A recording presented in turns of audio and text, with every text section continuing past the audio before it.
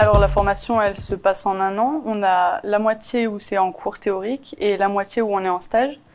Donc les cours théoriques, c'est principalement de la communication, des techniques pour prendre les appels et poser les bonnes questions, avec des bases forcément de pathologie. On a aussi passé le diplôme AFGSU, donc les gestes d'urgence, et on a aussi des cours d'anglais pour pouvoir prendre les appels étrangers.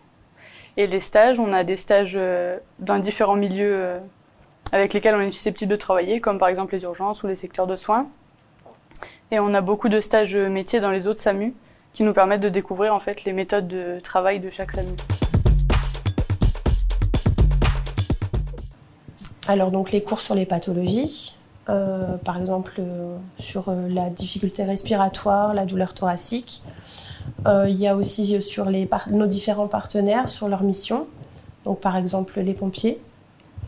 Et il y a beaucoup de simulations aussi qui nous permettent d'appréhender en fait la prise d'appel et les différentes facettes de ces prises d'appel, donc du premier appel au bilan des secours à domicile, qui nous apprennent à appréhender notre futur métier. Alors j'apprécie beaucoup le fait qu'on soit un groupe et en fait il y a beaucoup d'entraide entre nous. Donc s'il y a quelqu'un qui a un problème, il y a toujours quelqu'un qui va pouvoir l'aider ou répondre à ses questions. Et les formateurs, ils sont pareil très proches de nous, donc si on a des problèmes, on peut leur en parler sans souci.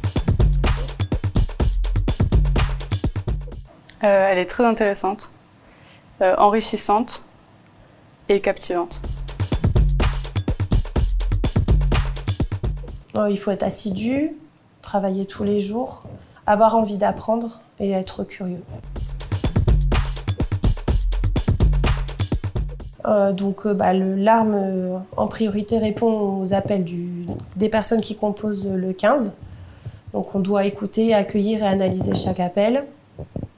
Le but de notre métier est aussi de hiérarchiser les appels pour envoyer le moyen de secours le plus adapté en étroite collaboration avec le médecin régulateur.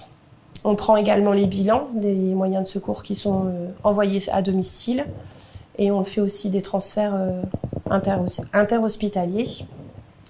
Les compétences, il faut savoir travailler en équipe, gérer son stress, celui de l'appelant aussi, être à l'écoute et avoir de l'empathie.